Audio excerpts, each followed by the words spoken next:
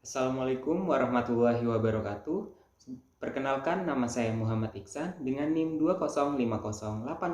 20508803001111022 dari kelas Perancangan Unit T03. Pada kesempatan kali ini saya akan mempresentasikan tentang neraca panas. Adapun poin pembelajaran neraca panas pada kali ini yang pertama yaitu definisi neraca panas, yang kedua tujuan neraca panas, yang ketiga langkah-langkah penentuan neraca panas, yang keempat ada latihan soal neraca panas. Masuk pada poin yang pertama terkait definisi neraca panas, di mana neraca panas biasanya dibuat pada peralatan yang berkaitan atau yang mengalami interaksi panas, dengan memperhatikan bahwa neraca panas berdasarkan panas yang masuk dan keluar dari suatu peralatan proses. Maka ada beberapa hal yang perlu diperhatikan, yaitu asal panas masuk dan panas keluar. Poin yang kedua yaitu tujuan perhitungan neraca panas, di mana dapat mengetahui spesifikasi alat pemroses. Yang kedua, jumlah bahan utilitas yang diperlukan pada suatu alat proses. Yang ketiga, total bahan utilitas yang diperhitungkan pada pabrik tersebut. Berikut merupakan tahapan pembuatan neraca panas, di mana yang pertama yaitu penyusunan sistem yang ada, yang kedua yaitu pemberian jenis masing-masing aliran, yang ketiga yaitu penyusunan persamaan neraca panasnya. Baik, kita masuk pada poin pembelajaran yang terakhir, yaitu latihan soal terkait neraca panas, di mana suatu pabrik dengan kapasitas produksi 14.941 ton per tahun atau 1.795,88 kg amil asetat sebagai produk. Buatlah neraca panas pada reaktor tersebut.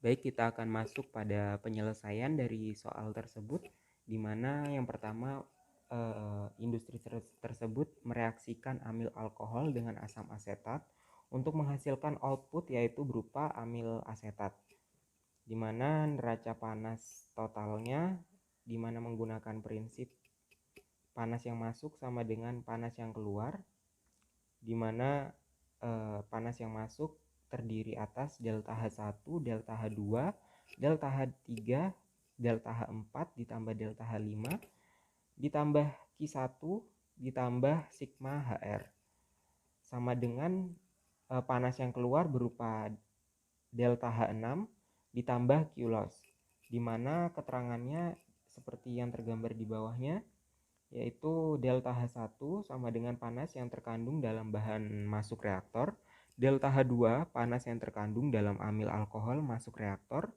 delta H3 sama dengan panas yang terkandung dalam bahan masuk dari recycle D120, delta H4 panas yang terkandung dalam bahan masuk dari recycle D126, delta H5 panas yang terkandung dalam bahan masuk dari recycle D130, delta H6 panas yang terkandung dalam bahan keluar D120, sigma HR sama dengan panas reaksi, Q1 sama dengan panas yang dibawa oleh steam dalam koil pemanas, Q loss sama dengan panas yang lolos. Nah, adapun menentukan panas yang masuk dan keluar bisa dilihat pada panah dari gambar di samping. Selanjutnya yaitu kita mencari tahu kapasitas panas dari masing-masing komponen yang digunakan, di mana dalam hal ini berupa amil alkohol, asam asetat, air, dan juga amil asetat sebagai outputnya. Di mana menurut Coulson Richardson Appendix, berikut merupakan data-data kapasitas panas dalam Joule per mol derajat Celcius untuk masing-masing komponennya, mana dapat dilihat pada tabel tersebut. Baik, selanjutnya kita akan menghitung panas yang terkandung dalam CH3COOH masuk reaktor atau dalam hal ini delta H1 menggunakan rumus entalpi, yaitu delta H1 sama dengan MC delta T, di mana komponen yang terkandung dalam CH3COOH yaitu CH3COOH itu sendiri dan air, di mana menggunakan rumus tersebut kita dapat mengetahui total delta H1-nya yaitu sebesar 49522,445.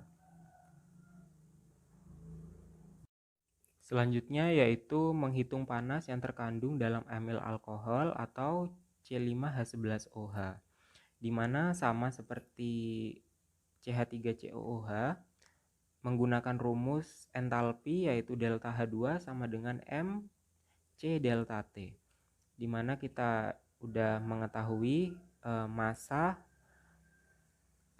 kalor, dan perubahan suhunya, di mana dihasilkan totalnya yaitu 97.586,6927.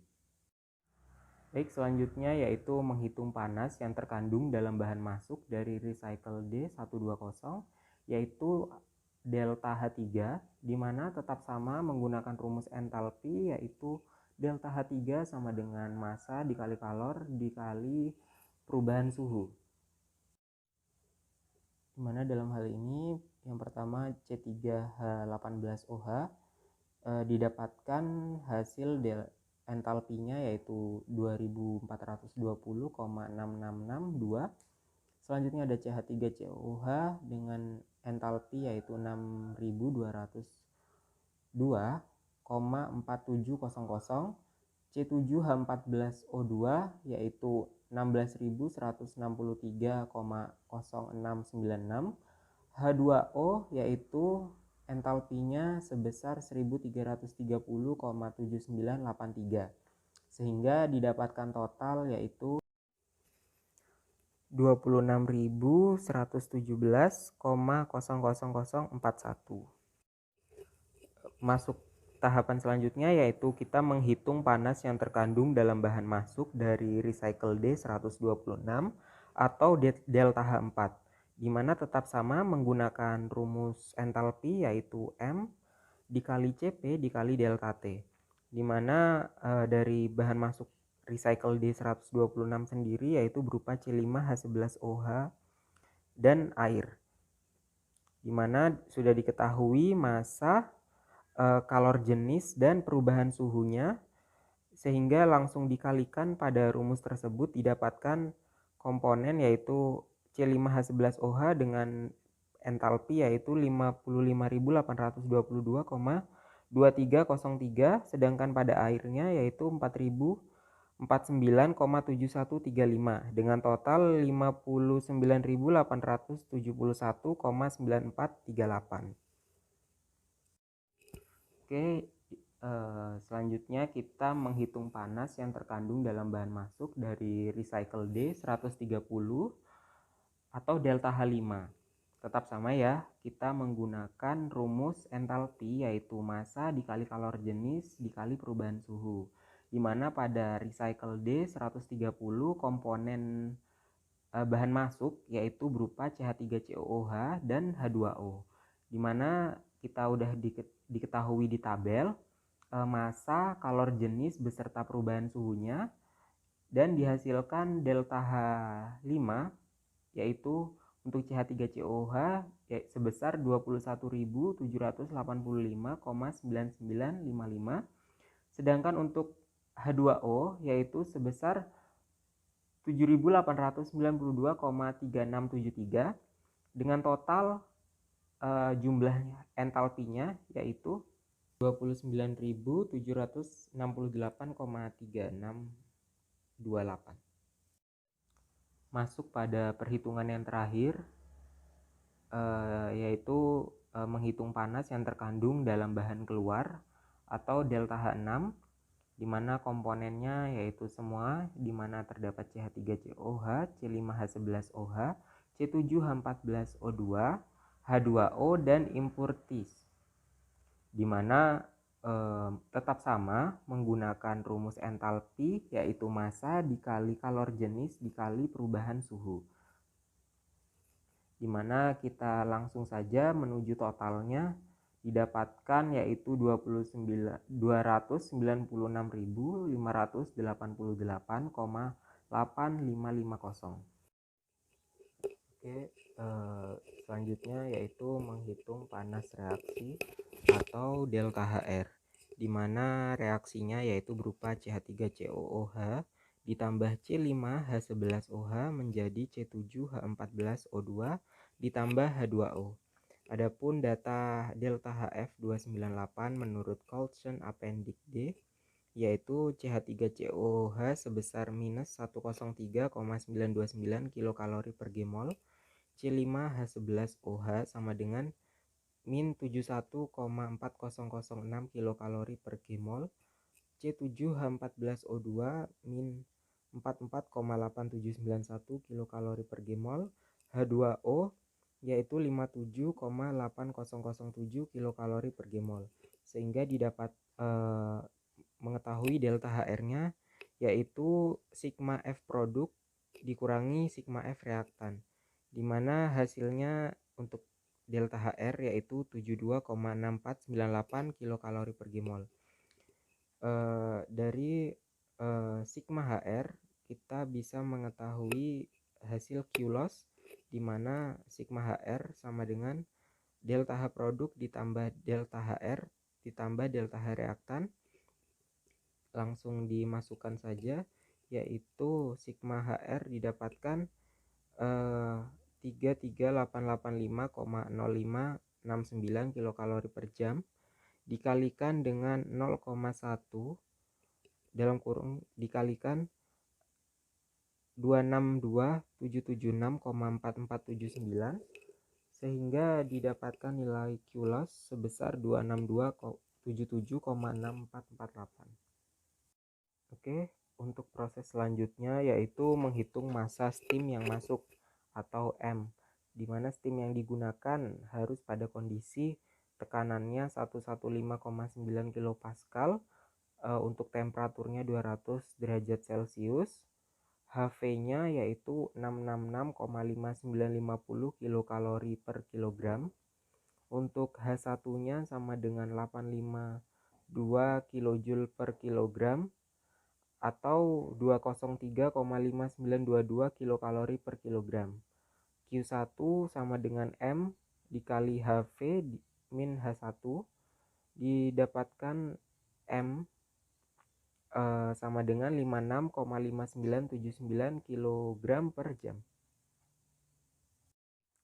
Oke, masuk pada perhitungan yang terakhir yaitu menghitung panas yang di bawah steam Q1, di mana menggunakan prinsip di awal dalam pembuatan neraca panas, yaitu panas yang masuk harus sama dengan panas yang keluar, di mana panas yang masuk terdiri atas delta H1 ditambah delta H2 ditambah delta H3 ditambah delta H4 ditambah delta H5 ditambah Q1 ditambah sigma HR. Adapun panas yang keluar yaitu delta H6 ditambah Q loss, di mana untuk mencari Q1 kita dapatkan delta H6 ditambah Q loss dikurangi delta H1 ditambah delta H2 ditambah delta H3 ditambah delta H4 ditambah delta H5 ditambah Q1 ditambah sigma HR. Dihasilkan Q1 yaitu 322.866,4998. Oke, yang terakhir yaitu berupa tabel neraca panas total reaktor R110, di mana prinsip dari neraca panas sendiri yaitu panas yang masuk harus sama dengan panas yang keluar. Dapat dilihat pada tabel tersebut total dari panas masuk dan keluar yaitu sama, yaitu menghasilkan nilai total yaitu 322.866,4998. Oke, sekian presentasi dari saya, kurang lebihnya mohon maaf. Assalamualaikum warahmatullahi wabarakatuh.